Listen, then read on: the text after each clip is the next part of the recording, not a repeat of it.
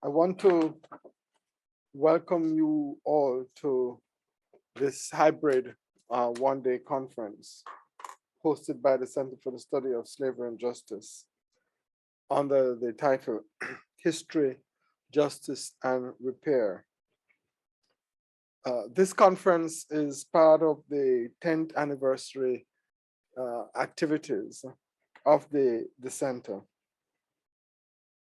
We began to think about activities that would commemorate the center with a discussion around the publication of the second edition of the Slavery and Justice Report. And we began that process in late last year in the fall.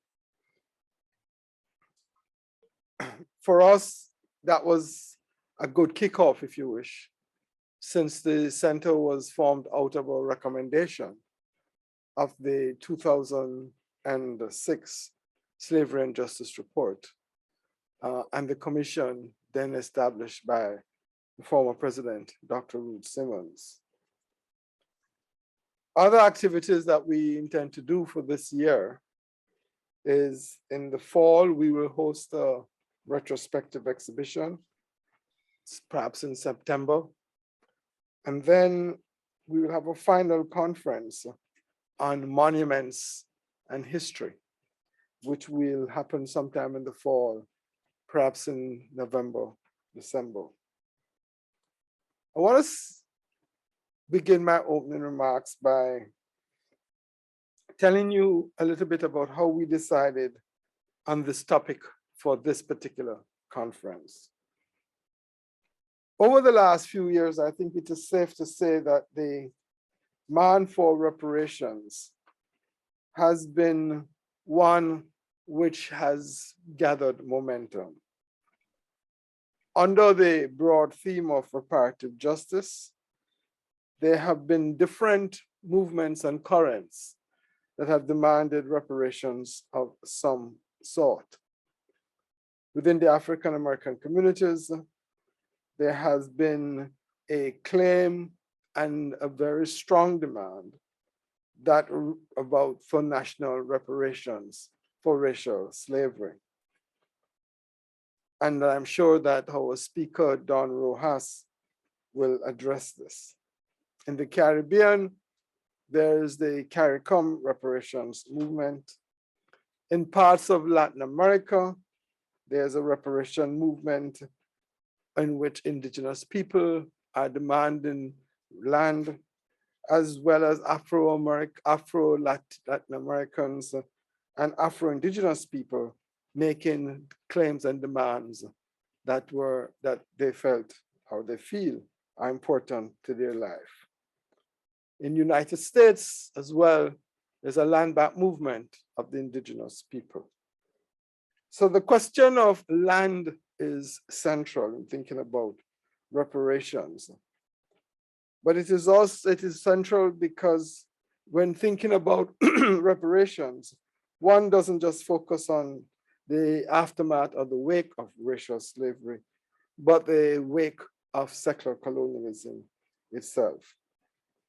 So when we think about reparations, certainly at the center, we think about a broad topic of reparative justice and how reparative justice deals with questions of indigenous dispossession and the aftermath of racial slavery. However, the subject of reparative justice is not just a political and social one, engendering political and social demands.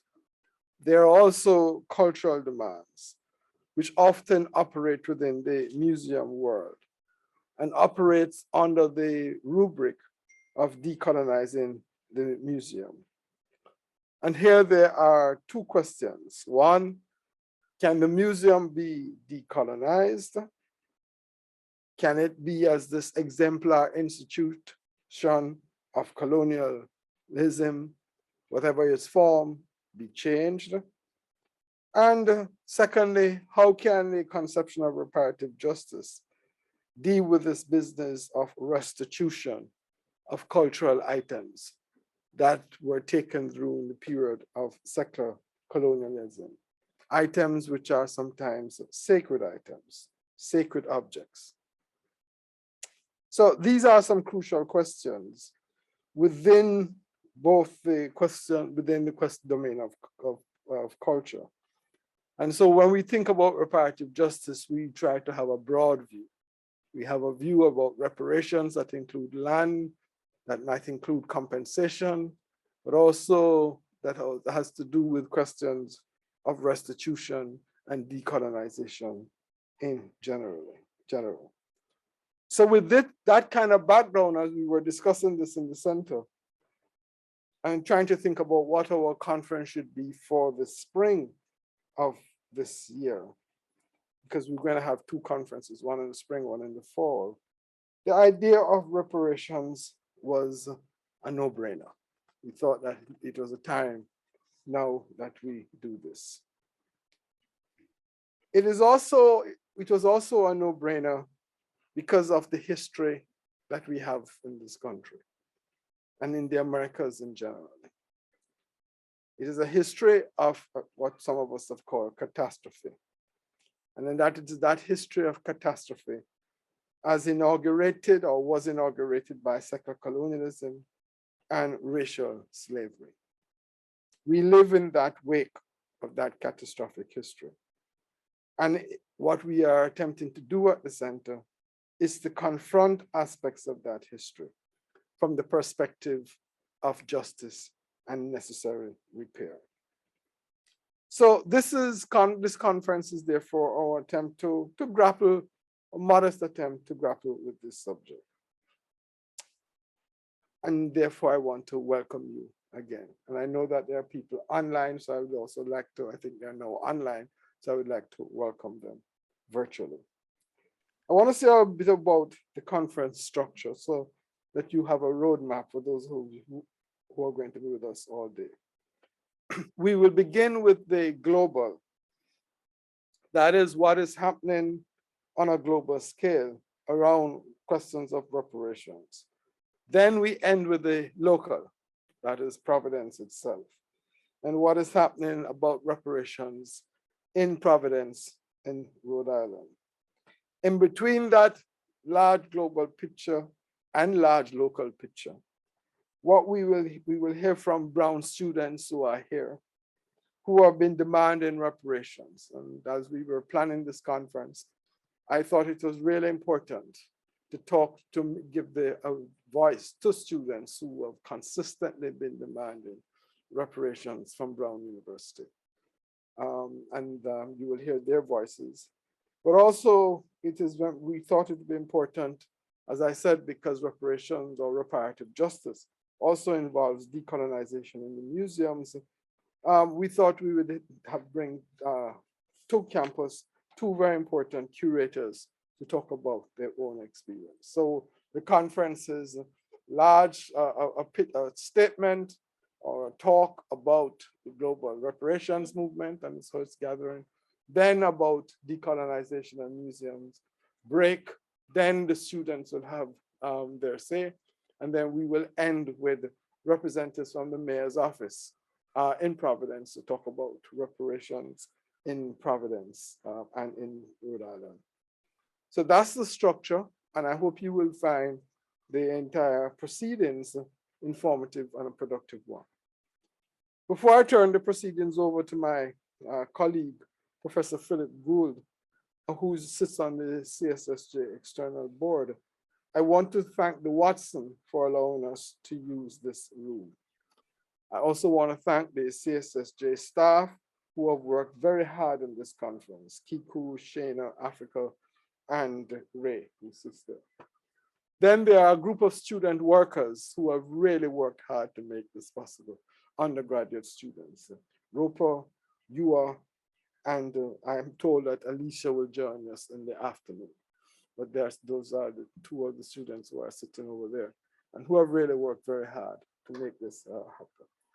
So let me just say once again, thank you all very much for coming, and I welcome you, and I want to turn this over to Professor Gould.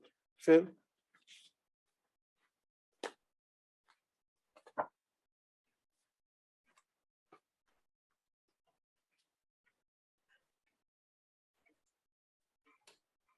All right, well, thank you, Tony, and thank you all for being here this morning. I'm Phil Gould. I'm a professor in the English department, as Tony mentioned, on the academic advisory board for the center. So I'm here today moderating our first session. It involves a talk by Don Rojas, and then there'll be some who's coming in virtually, and then afterwards I'll reassume the podium and field questions and moderate the discussion. But first, by way of introduction, I should say that Mr. Rojas is Director of Communications and International Relations for the Institute of the Black World 21st Century and for the National African American Reparations Commission. Previously, decades ago, he was press secretary for the late Prime Minister of Grenada. He's also served as general manager of the Black World Media Network. Previous to his work with the IBW, he served as executive director and CEO of Free Speech TV, a Denver-based multi-platform national media network. And before that, as general manager of Pacifica Radio's WBAI in New York City. And doing a little bit more digging, I also learned that he was the first to establish a real modern communications department for the NAACP in the early 1990s. And he's also recently been featured in the book, The Black Digital Elite, African American Leaders of the Information Revolution.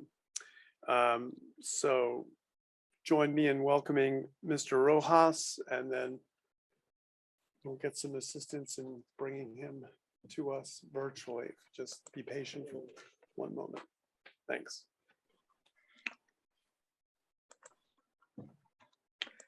Thank you very much, Professor. Good morning, ladies and gentlemen, sisters and brothers, friends.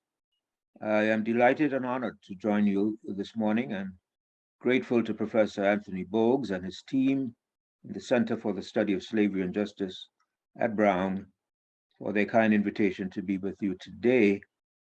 And I'd like also to commend him and his team for organizing today's Reparations Conference. Before beginning my presentation, I'd like to give a shout out to a couple of colleagues from many moons ago who are now in your midst at Brown. Professors Brian Meeks and Patsy Meeks. So where shall we begin? Let's begin with an examination of a number of definitions on what reparations is all about, particularly reparations for slavery. This is a topic that has become a reinvigorated topic for public debate over the last decade. Most theorizing about reparations treats it as a social justice project, either rooted in reconciliatory justice, focused on making amends in the present, or they focus on the past, emphasizing restitution for historical wrongs. A consensus definition of reparations refers to a process of repairing, healing, and restoring a people injured because of their group identity and in violation of their fundamental human rights, either by governments or corporations. These groups that have been injured have the right to obtain from the government or the corporations involved for the injuries which they need to repair and heal themselves. In addition to being a demand for justice, it is a principle of international human rights law. In short, reparations means compensation and restitution for an historical debt still unpaid and a historical crime still unpunished. Slavery in the Americas was one of history's greatest crimes, one of its greatest thefts, and has been declared by the United Nations as a crime against humanity. The Atlantic slave trade was, in fact, a Holocaust that claimed the lives of some 15 million African souls. Reparations for slavery is the application of the concept of reparations to victims of slavery and or their descendants, There are concepts of reparations in legal philosophy and reparations in transitional justice. In the United States, reparations for slavery have been both given by legal ruling in court and or given voluntarily without court rulings by individuals and institutions. Contrary to the conventional narrative, slavery is not America's original sin. It is America's original crime. America owes an historical debt to Black and brown people, and reparations means repaying that debt, a debt so large as to defy accurate accounting. There is no rug wide enough to cover up the magnitude of these crimes.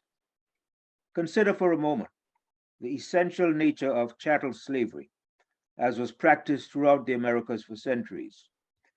That is, human beings as property, to be bought, sold, auctioned, used as collateral, the wholesale theft of vast amounts of wealth produced by coerced and oppressed Black labor and reinforced by an ethos of anti-Black violence rooted in white supremacy. This violent crime constitutes one of the most horrific mass abuses in the entire history of human civilization. There's never been reparatory or reparative justice for the victims of this crime, no restitution for the often whipped and flogged Black bodies that built the foundations of US capitalism and also built the US Capitol itself and the White House. It is practically impossible to place a dollar value on this enormous theft, not only of wealth produced by uncompensated Black labor, but also the theft of cultural identity, of religion, language, customs, etc., etc. A fundamental principle and message embedded in the demand for reparations is that there is and will be no impunity for the commission of any crime against humanity. In other words, whosoever commits a crime against humanity must know and expect that justice will be demanded of them, even if it takes 200 years, and even if it is their successors and beneficiaries who are ultimately required to make recompense. In other words, there is no statute of limitations on crimes against humanity. And so it is with the demand for reparations. For the multiplicity of genocides and crimes that have been committed against the indigenous peoples of the Caribbean and Latin America, and against the sons and daughters of captured Africans by the nations, the governments, and the institutions of Europe and North America. Our campaign for reparations sends a profound and invaluable message to all and sundry that there will be no impunity whatsoever for those who commit crimes against humanity. If Africans or Afro-descendants fail to demand that the present-day representatives and beneficiaries of those persons, institutions, and nations that committed the most horrible crimes imaginable against our ancestors be held accountable and made to pay restitution, we would be implicitly sending a message to ourselves and to the world at large that we do not consider our ancestors or ourselves to be sacred beings imbued with inalienable rights and deserving of respect and justice. The mere act of demanding reparations is a critical component of the process that we must engage in as individuals and as a collective, a process of repairing ourselves and of reaffirming the value of our civilization and our heritage. Let me spend a few minutes on the historical struggle for reparations. The fusion of race and capitalism first materialized with the advent of the African slave trade in the late 17th century. Racism and its convergence with capital emerged concurrently with the 1600s oceanic trade routes. African enslavement resulted in enormous profits for the rising capitalist class in Europe and the United States in the 17th, 18th, and 19th centuries. This reparations idea has been recurring in the politics of the United States from as far back as 1865, at the end of the Civil War, Special Field Orders number 15, the so-called 40 acres and a mule, to the 2020 Democratic Party presidential primaries, when almost all, if not all, of the candidates in those primaries 2 years ago either said they supported reparations or are open to examining the concept of reparations. Today, the idea of reparations remains highly relevant. The first known case of reparations for slavery in the United States was actually even before the Civil War in 1783 to Belinda Royal in the form of a pension. And since then, it has been and continues to be proposed and or given in a variety of forms. Forms of reparations which have been proposed or given in the United States by city, county, state, and national governments or private institutions include individual monetary payments, settlements, scholarships, waiving of fees, and systemic initiatives to offset injustices, land-based compensation related to independence, apologies and acknowledgements of the injustices, tokenary measures such as naming a building after someone, and the removal of monuments and streets named to slave owners and defenders of slavery. I'm sure many of you have heard the name Callie House. Callie House was a leader of the National Ex-Slave Mutual Relief, Bounty, and Pension Association. It's a pretty long name anyway. One of the first organizations to campaign for reparations for slavery in the United States. Callie House herself was born a slave in Nashville, Tennessee. And at the age of 22, she married William House. They had 6 children, 5 of which survived. After William died, House supported her family by being a washerwoman. House and Isaiah Dickerson traveled ex-slave states to gather support for the National Ex-Slave Mutual Relief, Bounty, and Pension Association. They visited Black churches, which is one of the few places Blacks could organize without white interference. And their organization was chartered in August 7, 1897, with the goal of providing compensation to ex-slaves, to provide mutual aid, and to help with burial costs. At its peak, it claimed membership in the hundreds of thousands. Despite a lack of evidence, the Federal Post Office Department accused slavery reparations organizations like Callie House's of frauding their members. Now, let's fast forward to the 20th and 21st centuries, to the formation of the National Coalition of Blacks for Reparations in America, also popularly known as NCOBRA, which happened in September of 1987. The CARICOM Reparations Commission, which was launched in July of 2013 by the heads of government of CARICOM, and the National African American Reparations Commission, popularly known as NARC, which was launched in April of 2015, of which I'm proud to say I serve as the Commission's Director of Communications and International Relations. 7 years ago, in 2015, NARC was launched at a historic National International Reparations Summit meeting that brought together delegates from over 22 countries around the world, and which also involved, as one of the highlights of that conference, of that summit meeting, a dialogue. It was a face-to-face dialogue at the time between commissioners from the CARICOM Reparations Commission and from the newly formed National African American Reparations Commission. NARC's work is dedicated to Queen Mother Moore, an icon of the contemporary reparations movement. A quick word about Queen Mother Audley Moore.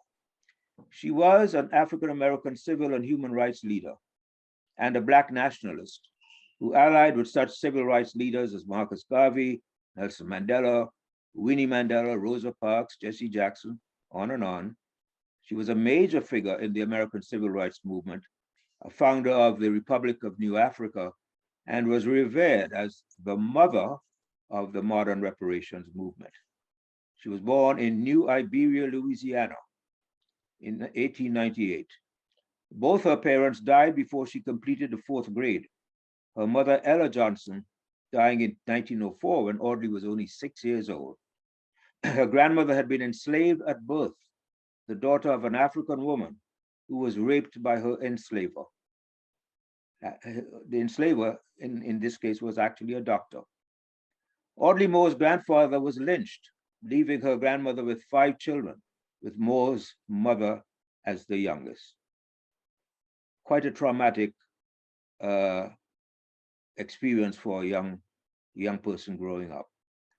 After attending a speech by Marcus Garvey, Queen Mother Moore moved to Harlem, New York, and later became a leader and a life member of the UNIA, Marcus Garvey's organization, founded in 1914. She participated in Garvey's first international convention in New York City and was a stock owner in the Black Star Line. Along with becoming a leading figure in the civil rights movement, Moore worked for a variety of causes for over 60 years. Her last public appearance was at the Million Man March alongside of Jesse Jackson in October of 1995. In 2020, the call for reparations in the US was bolstered by protests of police brutality and other cases of systemic racism in the US.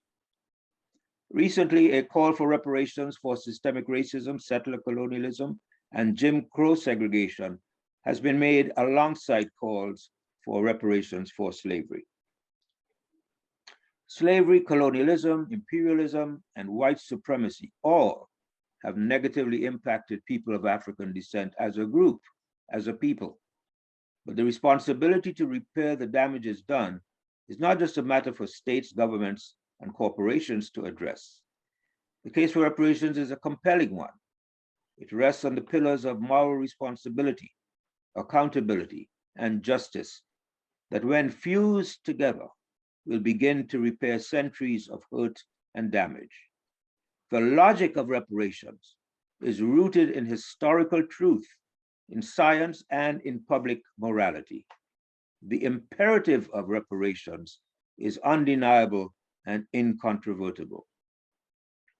I dare say that all white people who have benefited in one way or another from the crimes of slavery bear a moral responsibility to support the mass movement for reparations.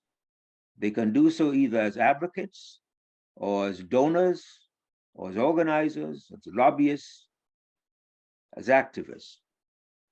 Reparations is about restoring and making whole a group of people who have endured unspeakable harm and damage. To those who say that reparations is difficult, it's a taboo public subject, political subject, the third rail of American politics, and on, we say that these are the people who have abandoned their principles or who have lost the courage of their convictions.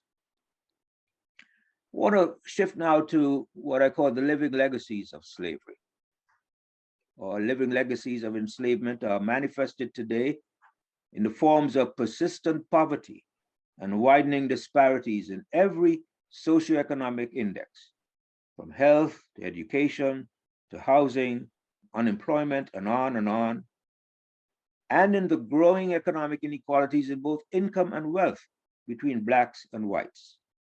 On average, a white family today has 10 to 15 times more wealth than an average Black family. And this huge advantage in white wealth is perpetuated through inheritance from one generation to another. The root cause of today's obscene imbalances was, in fact, slavery, and today's disparities and deficits are the result of systemic racism, structural white supremacy, an ideology based on lies, disinformation, myths, and conspiracy theories that has penetrated deeply into the day-to-day functioning of every social, political, educational, and legal institution in the United States. Too often, privileges and entitlements for many in today's America are based solely on skin color. Chattel slavery in the US and the rest of the Americas is now a thing of the past, but its legacy lives on, and it continues to adversely impact the lives of all of us, Black, brown, white. It is not something that is foreign to us. We cannot ignore it or wish it away. Up to 1868, Black people provided America with 246 years of free labor. America became and remained an economic superpower, due in large part to the contributions of Black America's blood and sweat. We often talk about the unpaid wages of slavery, but we almost never talk about how free Black labor benefited even those who did not own slaves. The cotton merchants made higher profits because they bought cotton cheaply. The shipbuilders, the textile industry, the sugar industry, the international traders, and on and on. And every free person in America benefited from the free labor of Blacks, which propped up the entire US national economy. In short, the super exploitation of enslaved Black labor provided the capital that financed the industrial revolutions in both Europe and North America. And one of the most insidious legacies of chattel slavery today is what is being called post-traumatic slave syndrome, PTSS. In a 2005 theoretical work by scholar Joy DeGruy-Leary, she argues that the experience of slavery in the United States and the continued discrimination and oppression endured by African Americans creates intergenerational psychological trauma, leading to a psychological and behavioral syndrome common among present-day African Americans, manifesting as a lack of self-esteem, persistent feelings of anger, and internalized racist beliefs. This PTSS theory has been generative of subsequent academic work in clinical psychology and Black studies. And in discussing this particular legacy, allow me to lift up the memory of Dr. Pat Newcomb, a former commissioner of the National African American Reparations Commission and former president of the Black Psychiatrists of America, who died last year. And her life's work contributed enormously to the study of epigenetic trauma. Last year, the National Coalition of Blacks for Reparations in America, NCOBRA, released a groundbreaking report. Title of the report was "The Harm is in Our Genes, Transgenerational Epigenetic Inheritance and Systemic Racism in the United States." In the introduction to the report, it says, since, and I'm quoting, "Since Africans were first brought to this continent against their will by the Spanish in 1526, there have been government and socially sanctioned atrocities against African descendants. Historical trauma and ongoing systemic racism take a toll, not just on the psyche of African Americans, but even on their physical health as well. It is well established that experiences of trauma and adversity can, quote unquote, get under the skin and increase stress," end of quote. So the question is, can the impact of trauma be transmitted transgenerationally? The answer is yes, in my opinion. The concept of generational trauma was first introduced in 1967 by Vivian Rakoff, a Canadian psychiatrist who recorded markedly elevated rates of psychological distress among children of Jewish Holocaust survivors. Since that initial publication, multiple investigators have reported elevated rates of psychological distress in the children and grandchildren of Holocaust survivors. There have also been several epidemiological studies which suggest parental exposure to trauma and stress, inadequate nutrition, and toxicants can impact the health of descendants across several generations. In her book, DeGruy argues that PTSS is a result of unresolved post-traumatic stress disorder arising from the experiences of slavery, transmitted across generations down to the present day, along with the stress of contemporary racial prejudice, for example, racial microaggressions. This manifests as a psychological, spiritual, emotional, and behavioral syndrome that results in a lack of self-esteem, persistent feelings of anger, and even internalized racist beliefs. DeGruy states that PTSS is not a disorder that can simply be treated and remedied clinically, but rather requires profound social change in individuals as well as in institutions that continue to reinforce inequality and injustice toward the descendants of enslaved Africans. The most contentious issue in the US reparations movement today is the question of lineage, or who should receive reparations and in what form. The National African American Reparations Commission is comprised of leading African American activists, scholars, professionals, and experts in the fields of law, economics, politics, health, education, religion, labor, and community development. As such, NARC serves as an influential and authoritative voice on the definition, values, and criteria for reparatory justice initiatives, and a vehicle, among others, to intensify, broaden, and deepen the reparations movement in the US and globally. NARC has formulated a 10-point reparations program modeled after the CARICOM Reparations Commission's own 10-point program to serve as a frame of reference and a guide for the growing discourse on reparations in the US. With the National Coalition of Blacks for Reparations in America as a foundational collaborating partner, NARC is also at the forefront of the movements to secure passage of H.R. 40, the congressional bill that will create a commission to study and develop reparations proposals for African Americans.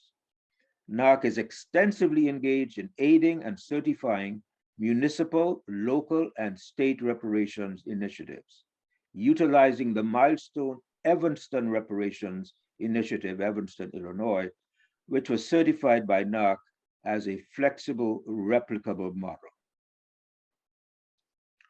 While the National African American Reparations Commission welcomes principled collaboration and dialogue on the issue of eligibility, there is a troubling and potentially dangerous debate percolating within Black America today.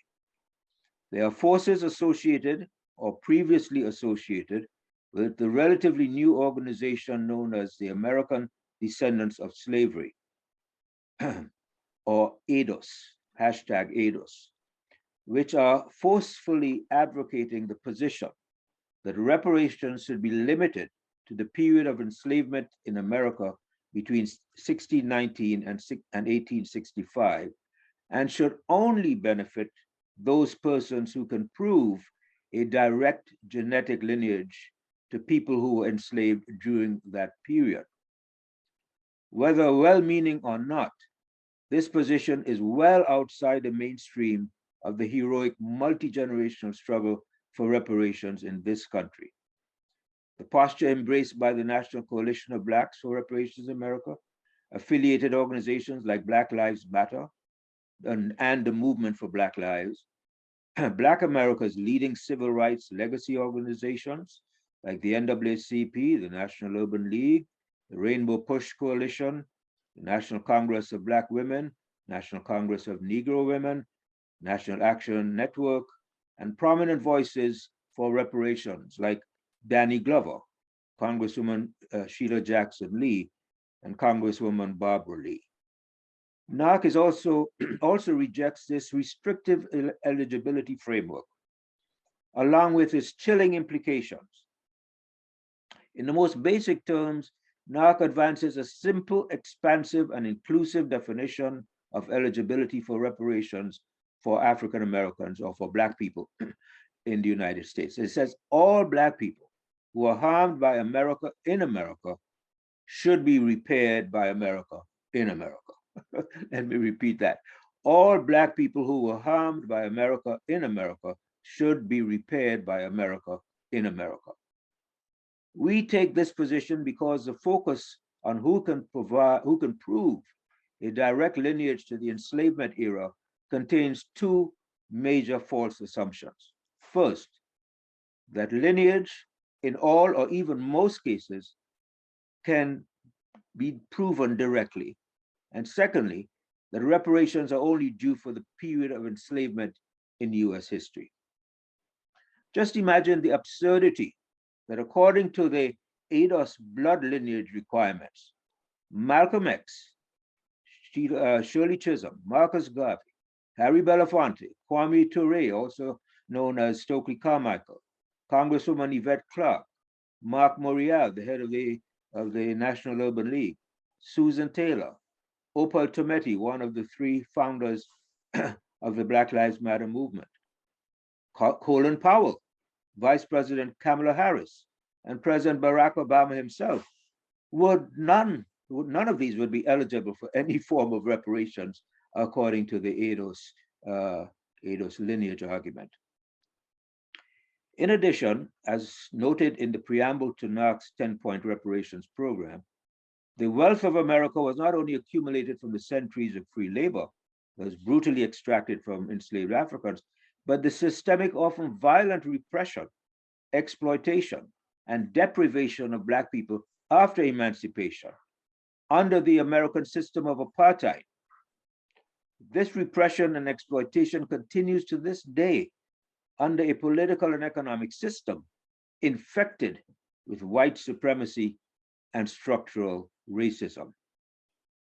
Therefore, it is important to emphasize that in addition to enslavement, reparations are due for the legacies of American apartheid, the injuries, the harms inflicted on formerly enslaved Africans and newly arrived immigrants from Africa, Caribbean, Central and South America, and other parts of the African diaspora after emancipation through racially exclusionary policies during the era of Jim Crow segregation and right up to the present. The reality is that the oppression of people of African descent, be they originally from the continent of Africa, from an enslaved lineage in America, from the Caribbean or elsewhere in the diaspora, has been and is pervasive. Clearly, it would be the height of hypocrisy and injustice to limit reparations to only those who can prove a direct lineage as victims of the enslaved era. To reiterate, NARC firmly asserts that reparations should not be restricted to people of African descent who can prove their lineage to what is being termed American enslavement. Our position is basic and clear. As expressed in our 10-point reparations program, no amount of material resources or monetary compensation can ever be sufficient restitution for the spiritual, mental, cultural, and physical damages inflicted on Africans by centuries of the Maafa, the Holocaust of enslavement, and the institution of chattel slavery. You can take a look when you have a chance, take a look at NARC's 10-point reparations program, which is posted on the NARC's website. And in the chat, for this discussion, there is a link where you can find the 10-point reparations program. Moreover, the historical fact is that centuries of enslavement, post-emancipation, racially exclusionary policies and practices, psychological traumas, racial oppression, violence, and mass incarceration have severely underdeveloped and in some instances outright destroyed families and communities in Black America. As a result, both direct and community benefits in whatever form or forms that are agreed upon are necessary components of a reparative justice settlement. By direct benefits, we mean cash payments or other resources like free tuition. For example, it is a disgrace that living descendants of the Tulsa Massacre and the destruction of Black Wall Street, all of whom are more than 100 years old, have yet to receive any form of reparation, although a modest advance in that direction was made just a few days ago, and I will reference that that very shortly. Community benefits are intended to provide resources to restore neighborhoods and institutions, or to establish projects and programs for the collective enhancement of Black people. When the descendants of destruction of Wall Street receive direct benefits, the community that was destroyed must still be restored. This will require community benefits. We cannot afford to be distracted by misguided notions about who is entitled to reparations and in what forms, no matter how well intended. Any attempt to draw lines between those who are the descendants of the enslavement era and those who followed is a prescription for division and failure, a disservice to the multi-generational struggle for reparations courageously carried out by our ancestors. There will be only one victor if people of African descent in America are distracted and divided. The victor would be the immoral capitalist political economy and white supremacist system, which was and still is responsible for the enslavement of centuries of oppression and exploitation. Now let's talk a little bit about what I think is a global movement, global reparations movement in the making. Sisters and brothers, reparations today is a big tent movement, quote unquote, with space, enough space, we think, for a wide variety of political currents and trends, from liberals and progressives, cultural nationalists, socialists, and communists. In the United States, there is even a right-wing Black nativist current represented by ADOS and spin-offs from ADOS, which have demonstrated an ideological affinity with elements in Donald Trump's MAGA movement. ADOS emphasizes cash payment reparations only to those African Americans who can trace their lineage to the period between 1619 and 1865, when the American Civil War ended, and it also opposes the H.R. 40 bill.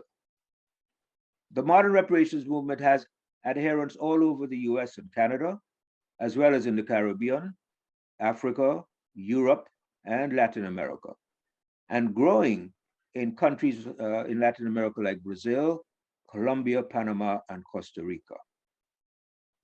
There are reparations initiatives, projects, campaigns, etc., at the level of governments and sovereign states, and reparations at the level of civil society organizations all across the globe. The reparations movement is being revived today in a time of racial reckoning, both in the United States and around the world.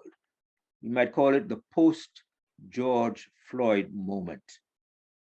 The institutional dimensions of reparations are exemplified by a host of reparatory justice initiatives coming out of churches, universities, including Ivy League universities like Brown, and of course, just 2 weeks ago, Harvard announced a $100 million fund.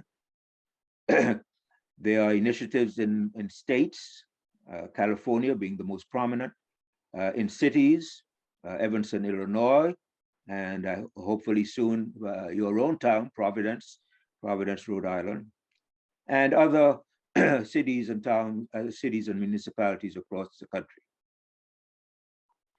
Animated by the demands for reparatory justice, a global network of civil society organizations dedicated to reparatory justice and reparative justice is currently in formation. In many cases, this movement is informed and inspired by Pan-Africanist ideals and anti-imperialist principles. Professor Sir Hilary Beckles, Vice Chancellor of the University of the West Indies and Chairman of the CARICOM Reparations Commission, has often stated his conviction that reparations will grow into the most significant political and human rights movement of the 21st century. So what will it take to realize Professor Beckles' vision? Very expansive vision. It will take concerted action, not wishful thinking, that the former European slaveholding and colonial states will negotiate a reparations agreement in good faith. To date, none of them has signaled a desire to hold talks with the CARICOM heads of government on the issue of reparations. They will only respond to political pressure that grows out of a well-organized and mobilized global mass movement. To get to that point, several practical measures must be taken. We must improve our ability to communicate with each other virtually by utilizing modern information and internet technologies. We must advocate for more education, both public and private, about slavery and reparations. And we must call for reparations courses in the curricula of high schools, colleges, and universities, not only in the Caribbean, but also here in the United States. We must actively share information about our respective reparations programs and projects, and in so doing, foster a culture of collaboration and coordination across geographical and linguistic boundaries.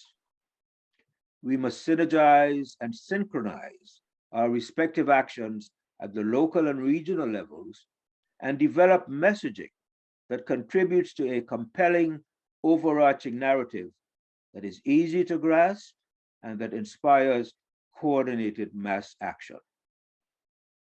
And of course, we must continue to demand that the states in Europe and North America to do the right and decent thing and come to the negotiating table for earnest and sincere discussions.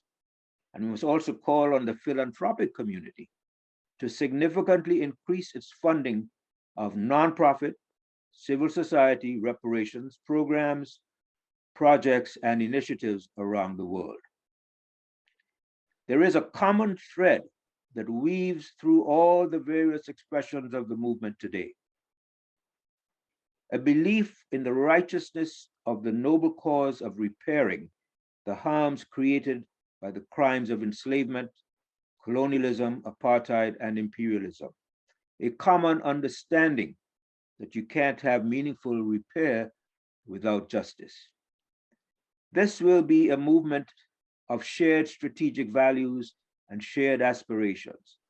Even if the specific goals and objectives differ, a collective recognition among reparations advocates and activists of the moral responsibility to act on our convictions. As I said before, reparations is an imperative for truly independent and sustainable social and economic development and for confronting persistent poverty and growing economic inequalities across the Caribbean and Latin America. Caribbean reparations activists today characterize the movement as operating in the stage of neocolonialism, militating against forms of enduring dependency in the post-political independence era. In the wake of Barbados declaring itself a republic a few months ago, there is a growing public sentiment throughout the Caribbean region today, calling on governments to follow the Barbados example and to declare their respective countries as republics. Just take a look at the recent royals' visits, there were two, to the Caribbean. First, the Duke and Duchess of Cambridge, followed by the Duke and Duchess of Wessex. They were sent by Buckingham Palace on a charm offensive, a PR trip, you might say, to supposedly celebrate Queen Elizabeth's 70th year on the throne and to shore up the failing image of the British royals in the wake of the Barbados Declaration that turned out to be, these two visits turned out to be disastrous for the monarchy. In every Caribbean country they visited, there were public demonstrations demanding reparations for British crimes committed during slavery and colonialism. To date, 6 of the 14 countries beyond the United Kingdom that still have the Queen as head of state have now indicated that they want to remove her.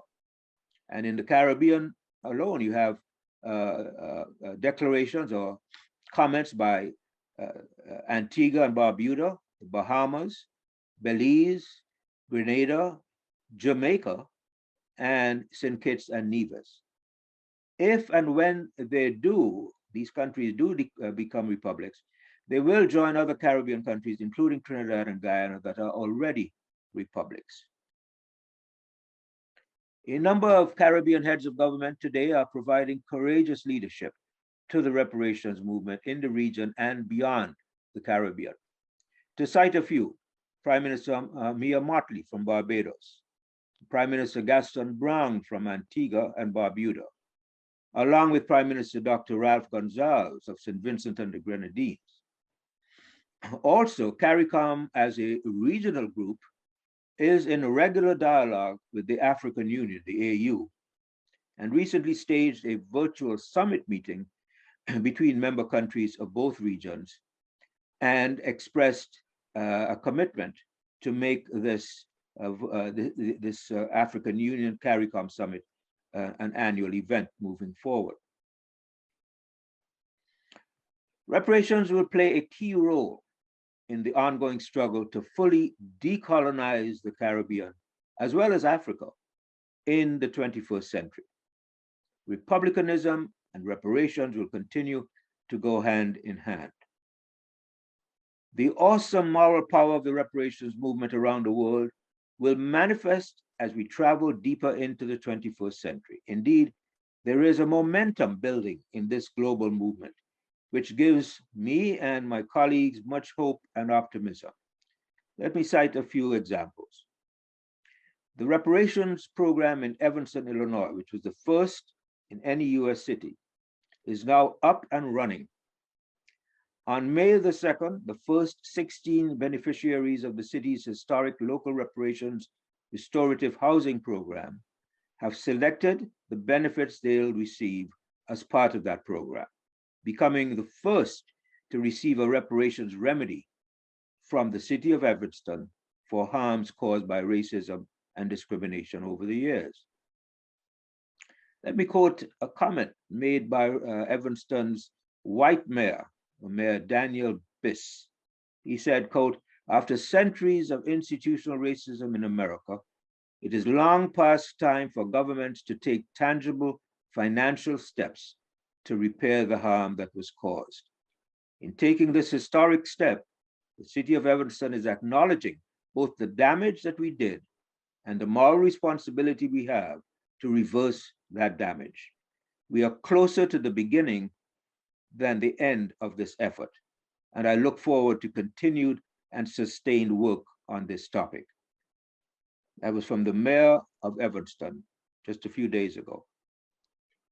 The reparation funds in Evanston are available to residents who were at least 18 years old between 1919 and 1969, or are a direct descendant of an individual who had been harmed by discriminatory housing policies or practices during this period. Folks who lived in Evanston after 1969 can become eligible by demonstrating that they were subjected to discriminatory housing practices by the city. As many of you know, the funds for the program are being paid by the city's municipal cannabis retailers' occupation tax. Of the $10 million set aside for the program, $400,000 was earmarked for mortgage relief to residents who were harmed by discriminatory housing policies. There remain 106 applicants under review currently by the Evanston Reparations Committee. Soon, the organization known as First Repair, led by a former Evanston alderman, Robin Rue Simmons, who was the original architect of the Evanston Initiative, soon she will be setting up a reparations resource center in Evanston, her hometown. As mentioned before, the state of California has established a reparations task force, and other states and cities across the US are considering similar actions.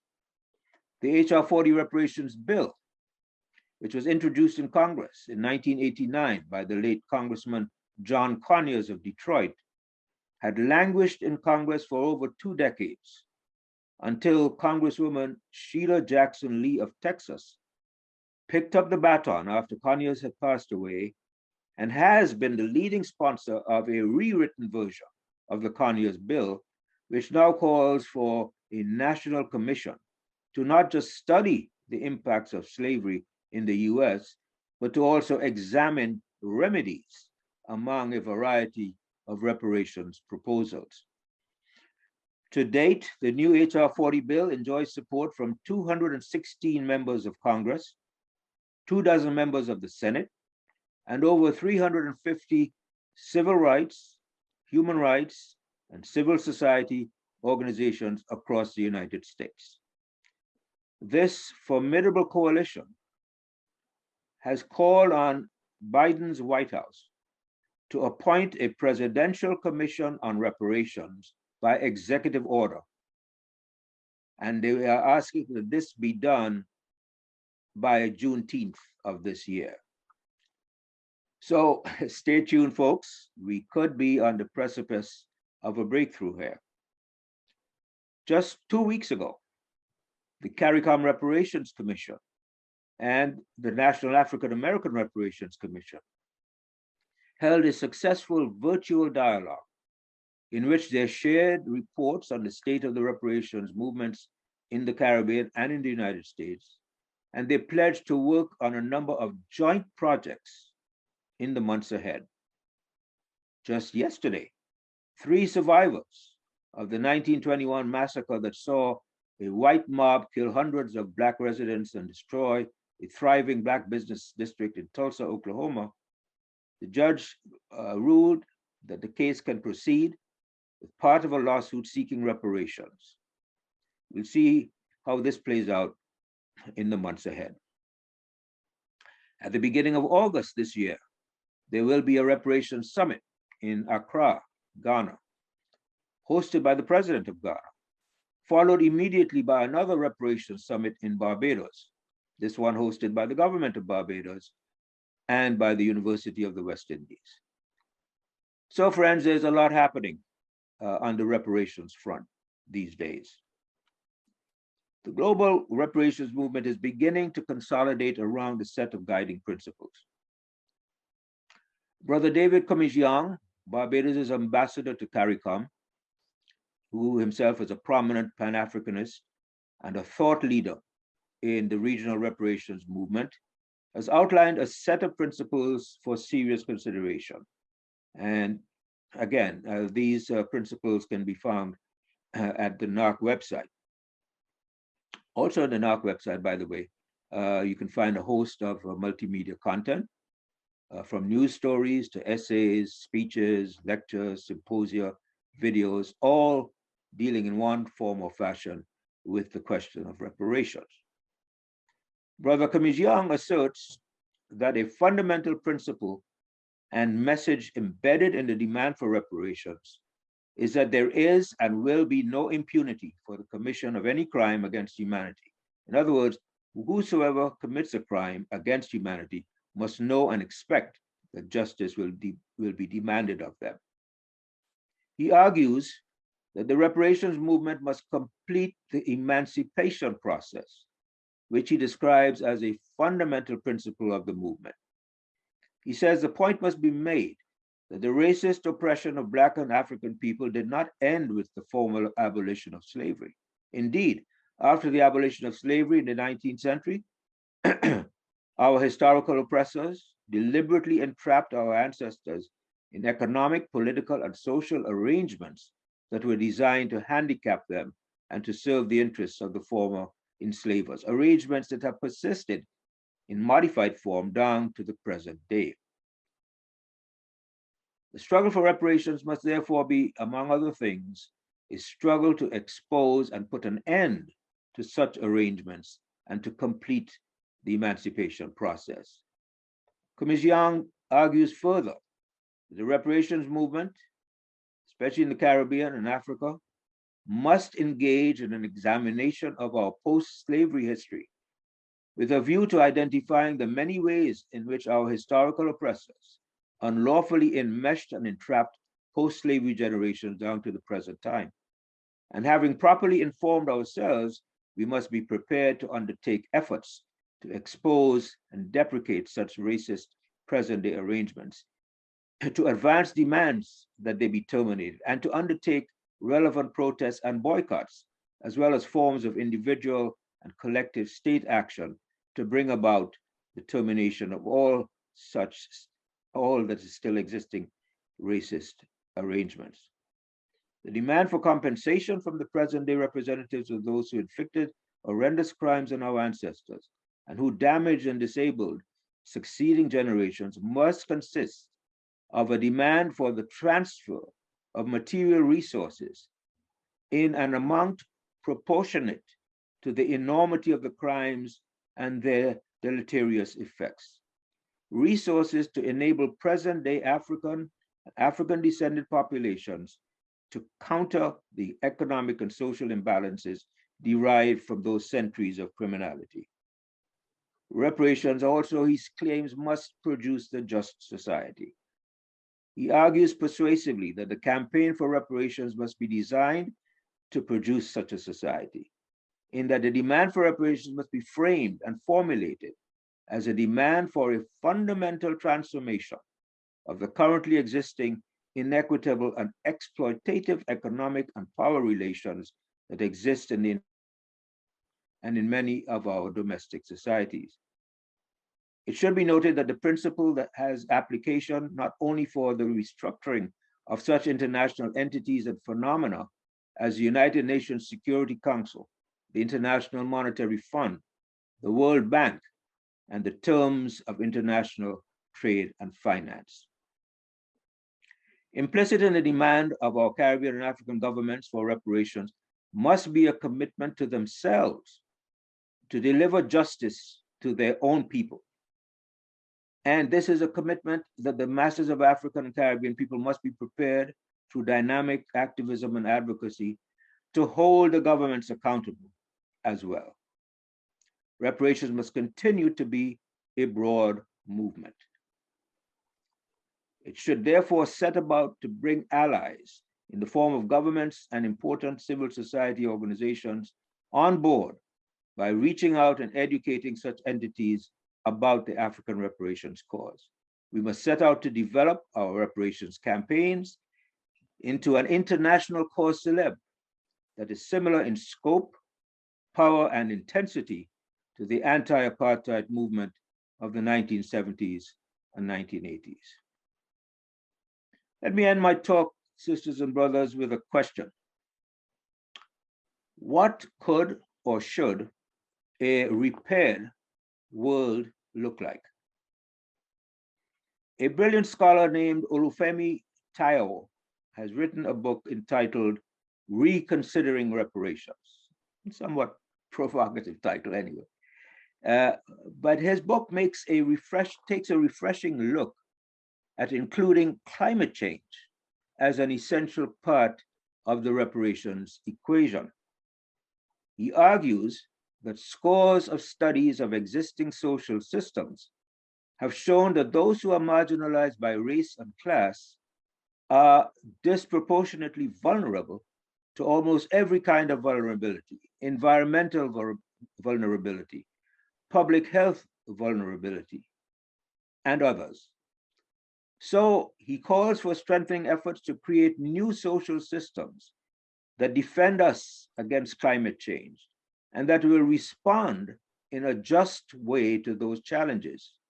Efforts to confront and change the status quo social system that has been built to make the people at the bottom of various hierarchies, class, race, or otherwise, more vulnerable to anything that could go wrong, whether, to quote him, whether it's our reign or our politics.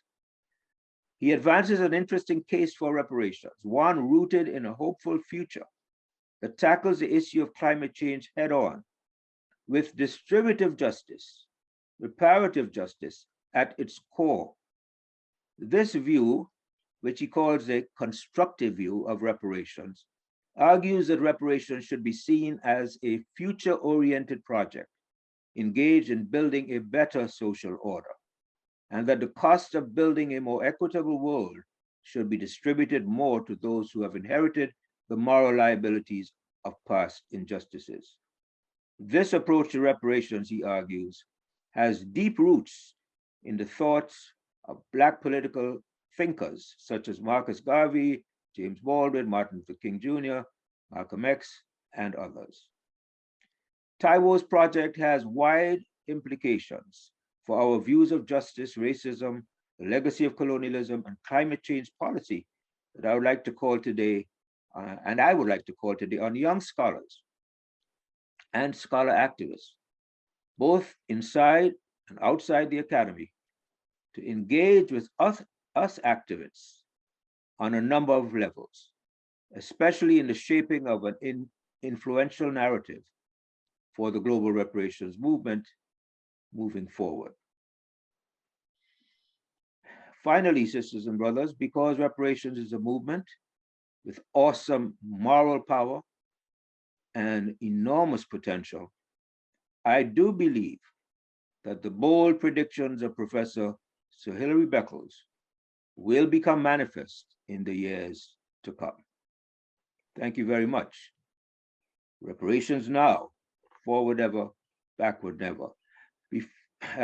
Before we enter into the Q&A period, I'm going to ask a member of the team, of the Brown team, to play for us a video.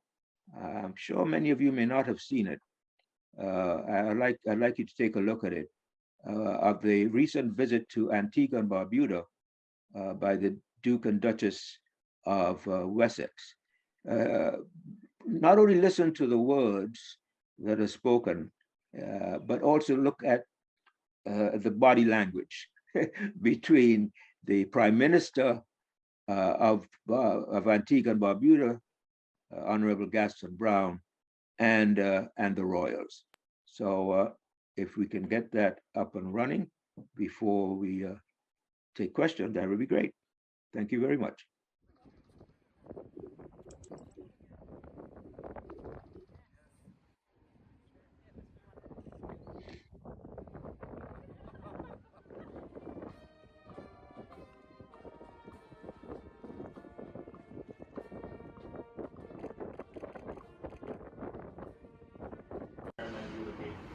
Years unbroken as a band. 50 years. Very impressive. Very impressive.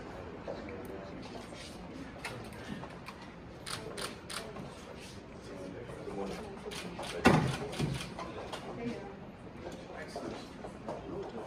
Majesty, who, as you know, always takes immense interest in what happens in all countries, but particularly in Antigua and so I hope you accept that we are all substitutes and that she can't be here in person, but just to say that she's enslaving, and the fact that we have to bring some balance by having open discussions. We believe in a constructive engagement, so we know there's in the protestations here, and the one that we do with people guys, because for us it's about having an open and home, take me home, take me home, take me home to paradise. I wanna go home, take me home, take me home. Right. So here's the 1, 2, 3, 4, and good. All right. Good. Good. Here again. And then good. That's all. Should this Navy SEAL's fat-burning device be illegal? This extremely powerful high-tech muscle stimulator melts. Okay. All right. Thank you very much. Maybe we can entertain some questions now. So is there a way to access people who are again on the chat line or via chat, or Yes, you'd so want to we're, distribute this here? Okay, so we're just going to read off the questions from the chat. okay. We can share them. Okay, so let's start then with our present audience. Thank you, Mr. Rojas, for that thick description and provocative both for people versed in this and kind of neophytes to this global political issue as well. Any questions or comments? Any immediate reactions or any clarifications that Mr. Rojas could offer?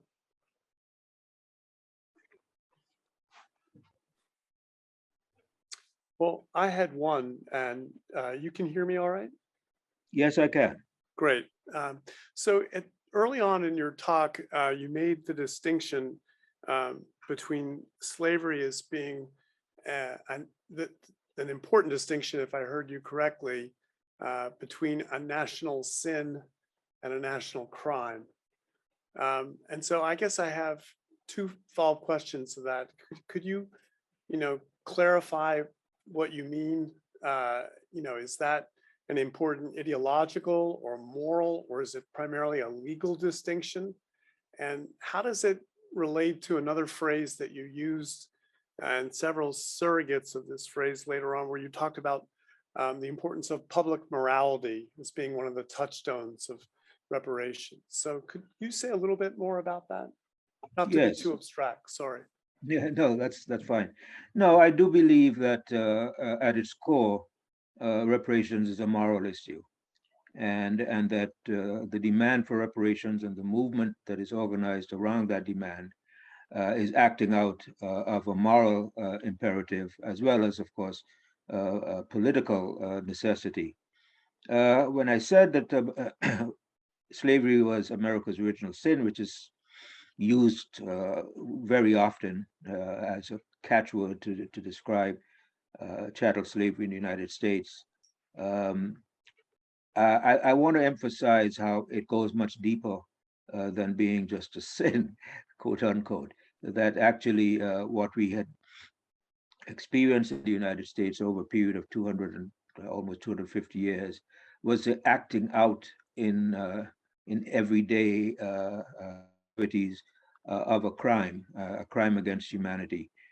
Chattel slavery can only be described as a crime. To describe it as a sin is to minimize the severity of it, the moral abhorrence of it, almost to the point where one would consider, well, if it is a sin, it can be forgiven. But if it is a crime, as I contend, it has to be prosecuted, and it has to be and recompense has to be made to those who've suffered from that crime and their progeny, all the way from our ancestors who were kidnapped and brought over to the new so-called New World, to the Americas, to toil in the plantation, to toil in the mines, in utterly inhumane conditions, and to be coerced into that kind of labor, to be whipped if any of the kidnapped and enslaved persons even failed to work as hard as the slave masters had expected. That whole process, in my opinion, and the opinion of many of my reparations colleagues or reparations advocates, is a monstrous crime. And so I said that to kind of differentiate between what is commonly referred to by U.S. scholars and by pundits as America's original sin. Now, this is much greater than just having much more profound, and has all of the hallmarks of a crime, and indeed a crime against humanity, as the United Nations itself declared back in 2001 at the UN conference in Durban, South Africa, the UN conference on racism and xenophobia. The United Nations declared the transatlantic slave trade to be, in fact, a crime against humanity. Right. Does anyone want to follow up on that or pivot to another matter, Okay, so there are a couple questions in the chat. I'm going to turn this over to you. Yeah, so there's a question from Moises. Says, I'd like to know from Mr. Rojas if there's political will to merge efforts with Brazilian academia and activists regarding reparations. Sorry, with Brazilian, did you say? Brazilian, Yes. yes. Oh, yes.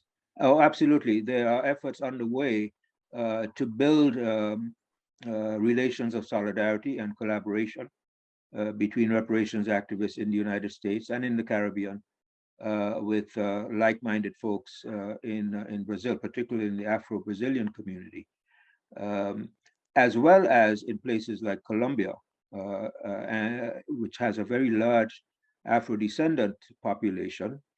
I think it's maybe the third largest in the Western Hemisphere after after Brazil and the United States. Colombia has something like 15 million people of African descent.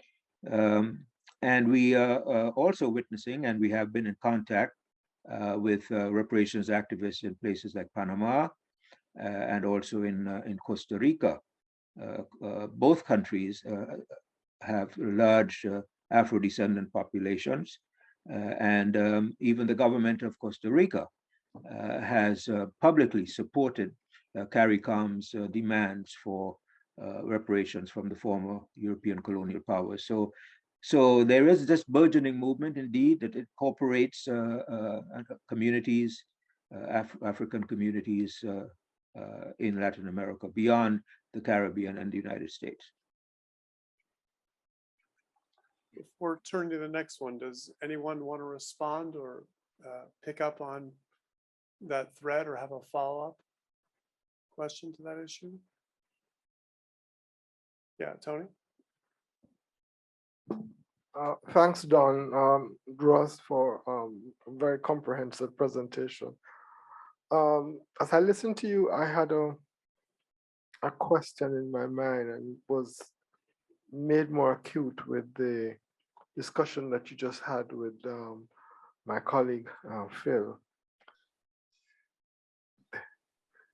And I wondered whether or not the movement has discussed the question of reparations as not just being for African Americans, but that there was the original crime, to use your phrase, of secular colonialism in North America was actually the dispossession of indigenous people. And therefore, if we think about reparations, how do we think about repair and reparations in the contemporary moment if we don't pay attention to this dispossession of the indigenous population? Thank you, Professor Boggs. No, the National African American Reparations Commission, as well as NCOBRA, are not overlooking by any means the importance of reparations for settler colonialism or for the consequences of settler colonialism in the United States, as well as in the Caribbean region. In the Caribbean region, the CARICOM Reparations Commission, in its 10-point plan, very specifically talks about reparations for genocide against the native peoples of the Caribbean. We also here in the United States have been developing a dialogue with reparations advocates within the Native American community, as well as the Native Canadian community. So those conversations are ongoing. We very much in alliance with and in solidarity with ongoing demands by the victims of settler colonialism in North America, as well as in the Caribbean. We are also, in fact, in dialogue with representatives of the Aboriginal peoples of Australia and New Zealand, the so-called Aborigines, they too have been developing their own reparations programs, and we are in the process of trying to deepen the exchange of information and perspectives between sort of the center of the movement in the Western world. We are also in dialogue with reparations activists that are living in Europe. There is a fairly robust pro-reparations movement within the Caribbean communities in London, in France, in Paris in particular, and also in other European countries, the Netherlands, for example, which has a large Afro-descendant population coming from Suriname as immigrants to Suriname and Curacao and Aruba, which were former Dutch colonies in the Caribbean region. And those communities that are resident in Amsterdam, in the Netherlands, have also, in fact, they sent a delegation from the Netherlands to the 2015 International Summit meeting that was held in New York City, as did the continuing French colonies, the so-called French departments in Guadeloupe and Martinique in the Caribbean, Saint Martin, the French side of Saint Martin. They all, those countries all sent representatives to the summit in 2015, and we continued to collaborate with them. So we are not overlooking the importance of the consequences of colonial settlers in North America and beyond. And I predict that you will continue to see expressions of that solidarity manifest themselves in the months ahead. Thank you. There's a question right here. I see. Any other in the chat? Okay. Yes, please. Hold on one sec.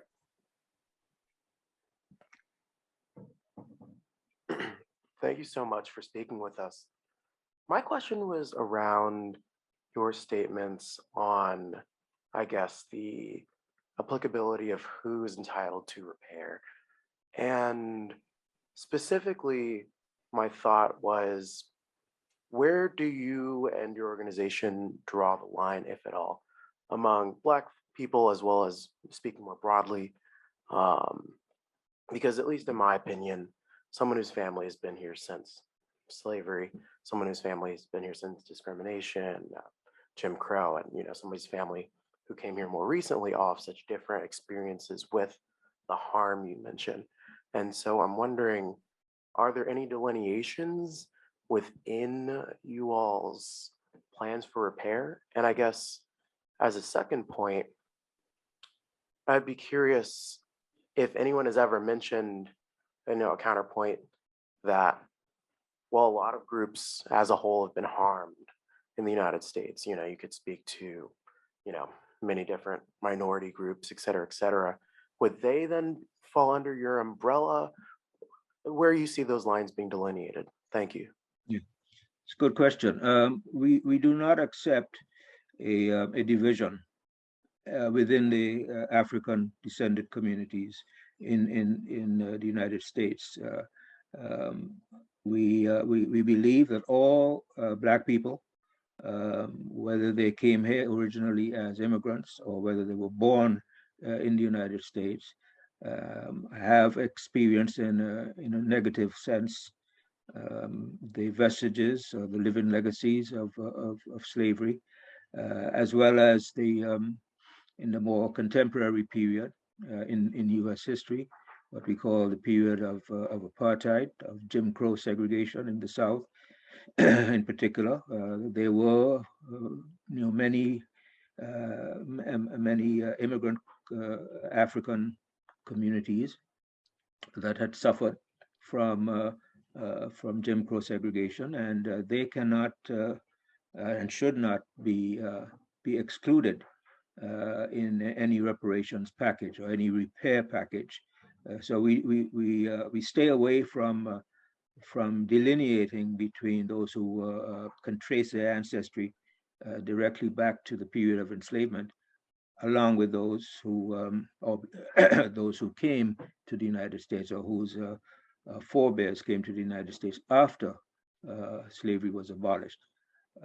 We continue to argue that all Black people who have been harmed in America need to be repaired, need to be made whole. And while the concentration is on people of African descent in the reparations work, we certainly do not ignore the righteous demands of our sisters and brothers in other communities of color here in the U.S. and in Canada and in Europe as well. So there is a growing solidarity between the African descended communities and brown and communities and Asian communities that have also experienced in a negative way the consequences and the legacies of slavery. For example, there is a very active group on the West Coast in the United States, particularly in the Seattle and San Francisco regions, where Japanese Americans, these are the descendants of Japanese Americans who were locked away in concentration camps, you might say, during World War II, and who subsequent to that received forms of compensation during the Reagan administration. I think it was $20,000 the U.S. government paid to the descendants of Japanese Americans who were incarcerated during World War II. That community has expressed very strong solidarity with the demands for reparations for the African American community, and in fact, they have organized forums in their local communities on the West Coast and have invited leaders of the African American Reparations Commission and also the lead sponsor of the HR 40 bill, Congresswoman Sheila Jackson Lee, to appear before their community, to speak to their communities in public fora. So yeah, this movement has the potential to be even broader. It has the potential to be a global social justice movement that incorporates other communities of color here in the US and around the world.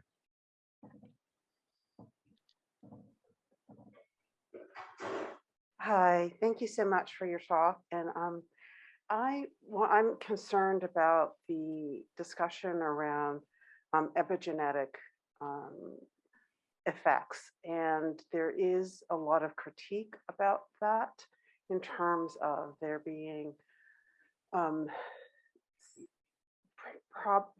transmission through the DNA.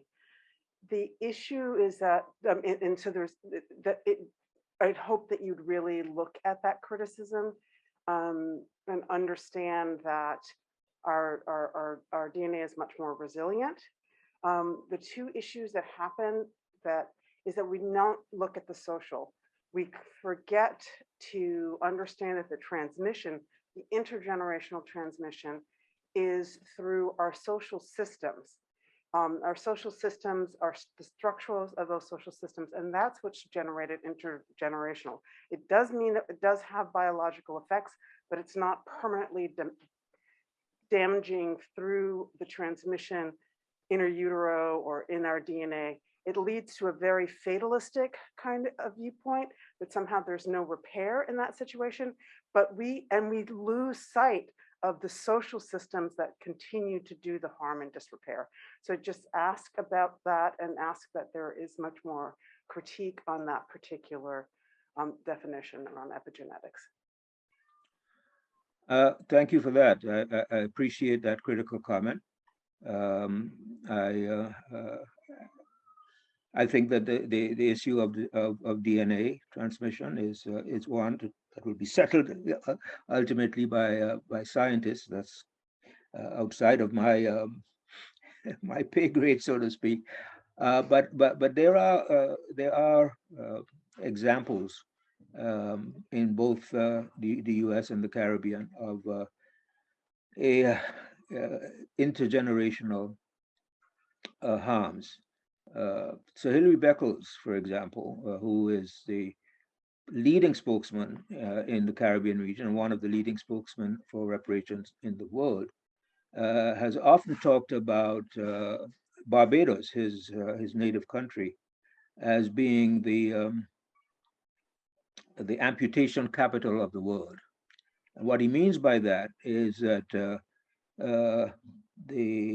diabetes, the levels of diabetic illnesses in Barbados are among the highest anywhere in the world, and compared with the same levels in Africa and Europe, it's extremely high. And the reason for that, he argues, is that in the menus, in the eating habits that have been passed on from one generation to the next, all the way down to the current generation, there is a preponderance of sugar, infused in the food that people in Barbados consume, and he traces that back to the diet of enslaved peoples, the heavy emphasis on cane sugar as part of the diet of enslaved peoples in the 17th and 18th centuries, so there is that argument. How precisely scientific the argument is something that I cannot myself address. However, those who advocate that theory also point out that the only remedy ultimately for that is not a medical remedy as much as it needs to be a social remedy. That this issue of intergenerational transfer can only be rectified ultimately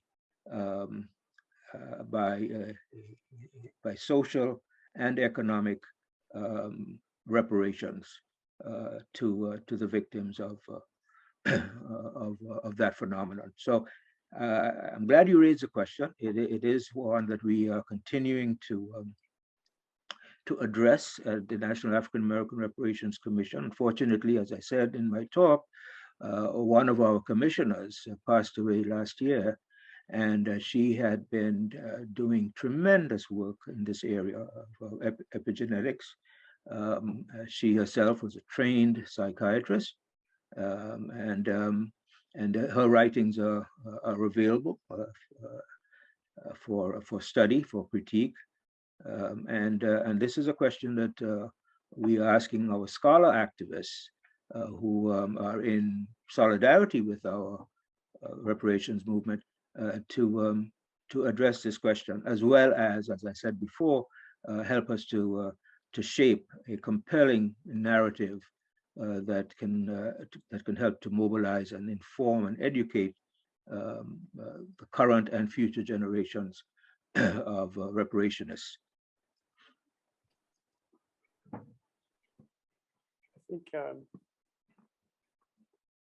So I think we're kind of winding down. Okay. Yeah, this is actually just a comment from Professor Shibusawa. It says, thank you for mentioning the Japanese American effort. It's called the National Nikkei Coalition, NNRC. There was a meeting earlier this week on strategies to expand efforts. And Professor Shibusawa said that she could send Professor Rojas ideas about making this an international effort. That would be most welcome. Thank you very much. All right. One more question in the back, and then I think we'll wrap up. Thanks. Thank you, sir, for such an articulate presentation. I just have two questions, basically. One, you referenced the 10-point reparation program. I would like to know just where and how I can reference that if it's a specific organization. I'd be interested in knowing the various points. The other question is regarding the global movement. There's so many entities, governments, organizations involved. Are you experiencing, or are we seeing more of a general cooperation in these efforts, or are there any potential rivalries that might be coming up among different groups? Curious about that. Yes. Thank you. Thank you for that question. Yes, an articulation of the 10-point reparations program that CARICOM, the Caribbean branch of this international movement, can be found on the website of the National African American Reparations Commission. I think the website address was put in the chat, so I encourage you to take a look at that. The National African American Reparations Commission also has a 10-point plan, which was inspired by CARICOM's 10-point plan, and which many of their points, in fact, reflect what CARICOM put out 2 years before. Both of those 10-point plans are mostly public policy recommendations. There are some statements of principle at the very beginning, but public policy suggested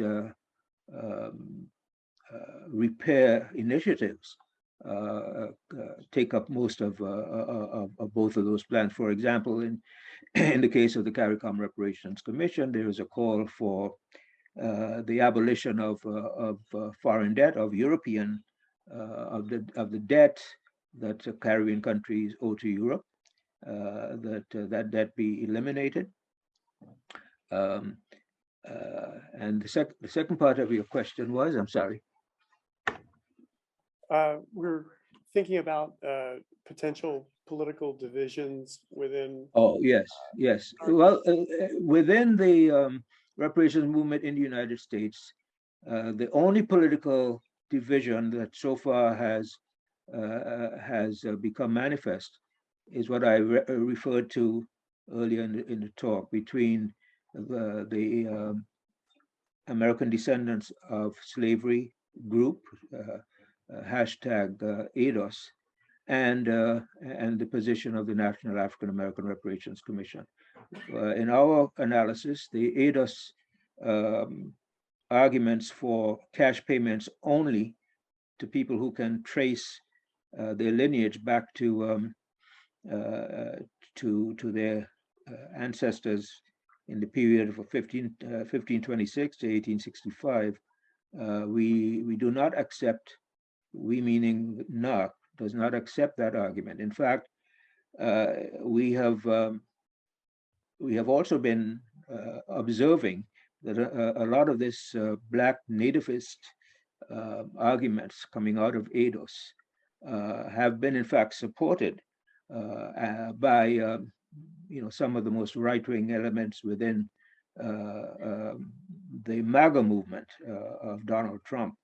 There seem to be ideological cohorts in both movements. In fact, there is some evidence that the Trump election campaign and the Trump election apparatus in the last election had in fact been providing support to ADOS. At that time, ADOS was calling on African Americans not to vote in the last election because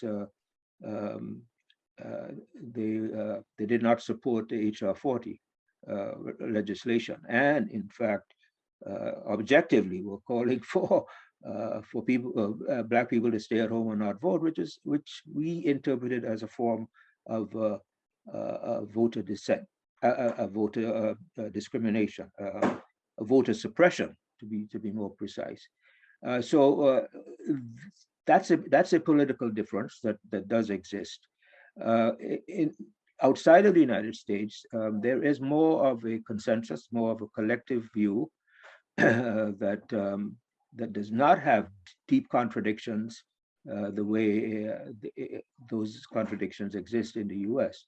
I would venture to say that the majority of organizations and tendencies and groups that comprise the broad global reparations movement, there is a remarkable amount of consistency and